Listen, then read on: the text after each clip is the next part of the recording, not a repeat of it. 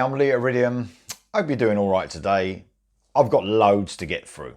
So got a couple of days off, so you're going to be seeing a lot of content over the next couple of days. The first thing being an album review. So on Frontiers, July the 16th comes the album from a band called Big City and their album Testify X. Norwegian band, described on the Frontiers synopsis as melodic metal. This is the second album, the first though on Frontiers. So this band consists of, I'll run through the names, obviously they're European names, so I'm going to have problems here, but Daniel Alason, he's on all the guitars basically. Frank Orland on the lead guitar and acoustic guitar. Frank Norden Rowe, probably got that wrong, on drums.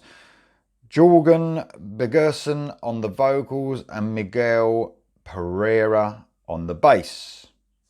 Okay, got that out of the way. So 52 minutes and 4 seconds long, 10 tracks. So the synopsis also says this band are for fans of Firewind, Queensryche, Europe, Fair Warning. It's really actually hard to pinpoint this band, to give them an actual genre or bands they sound like. One thing they do right is you can't pinpoint them, but sometimes that's a good thing, sometimes it's a bad thing. In this case, not so good. This is a band, I think, that don't really know what direction to go in. You hear lots of little elements of things, sometimes within one song. Sometimes that works, but sometimes it sounds like they don't know what direction to go in, and that's what this really sounds like to me. It's like they don't really know what they want to be, but they're at their best for me when they do their 80s style melodic hard rock. And that there's elements of that.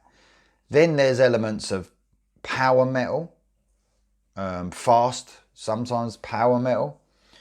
And it becomes a little bit convoluted, a bit, you don't really know what you're getting. But there's some good things about this album and there's some not so good things. So I'm going to run through track by track. So kicks off with a song called The Rush. This is a single.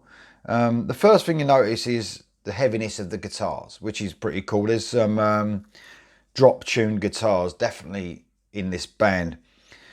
Some of the riffing is quite doomy in places. It's sort of like a little bit sort of melodic metal, sort of modern sort of riffing going on. Still melodic though, 80s influences, but modern at the same time. So they've got a modern edge to them, which is different than a lot of bands are doing now. They are pulling straight out of them 80s, and just that's all you're getting. You're not getting any originality. At least this band have got a bit of a modern sound to them. The next song is one of my favourites actually, Dark Rider. This was a single as well. And from the outset, this is more of an 80s feel. This is what I'm saying. I think this is where their strengths are. There's some real cool heavy chugging guitars over the verses. A nice simple chorus. Almost new wave of British heavy metal feel to this. Them early 80s sort of sounds. Amazing solo, by the way. I've got to say, the guitaring on this album is absolutely fantastic. Absolutely brilliant. The vocals are a difficult one. I would say, the guy ain't a bad vocalist, but he's nothing amazing. And there's some amazing vocalists out there. And without sounding harsh, I think he's got an okay voice, but it's not the best. And I think in melodic hard rock and metal, you need a really great voice to stand out. He doesn't really reach real heights. He can sing, he's always singing in tune, but he can't reach the power and heights that some singers can, Next is Testify. This was another single, one of my favourites actually. Great groove to this song, melodic but with a nice sort of modern touch again. Some nice guitar melodies in the chorus, very cool solo again.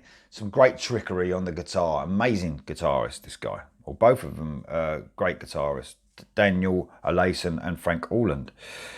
I Will Fall is next. This is a ballad. Again, a strong song. This is an 80s ballad through and through. Some great harmonies, harmonising backing vocals. You get to hear the singer's voice and a bit more. You can hear the power a little bit more. It sort of lets him breathe a little bit more, this song. So he does a really good job on this. Guitar solo, very nice as normal. Very melodic and simple, just like they were back in the 80s sometimes. You had that melodic, just following the melody line sort of guitar solo. Next up is Running Away. A cool start with a chugging riff, then into a cool metal riff through the verses. A nice chorus, actually, which slows down tempo-wise. It hits you a little bit more. Reminds me of them sort of choruses you get with Alter Bridge, more than modern ones where they slow down and hit you a bit. It hits you a bit heavier because it's slower.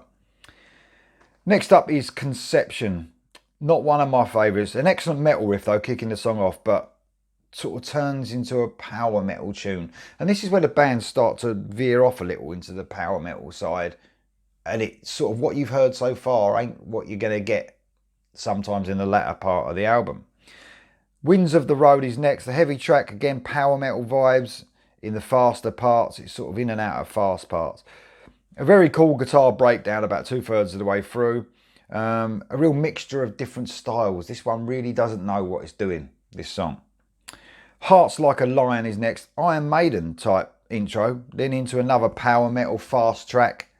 I don't think they're at their best in this sort of thing. I mean, it did say in the synopsis, Firewind.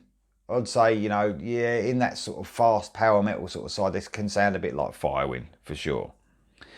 It's got in the middle though, it's got an 80s sort of melodic rock chorus. So, it's quite, the melodic rock chorus is a great addition to this song. But apart from that, not for me, that song. Graveyard Love, don't like this one. Power metal fast again, then into a symphonic type sound. Then again into the 80s inspired metal riff. So they got, again, mixing it up within one song. Don't really know what they're going for. I really don't.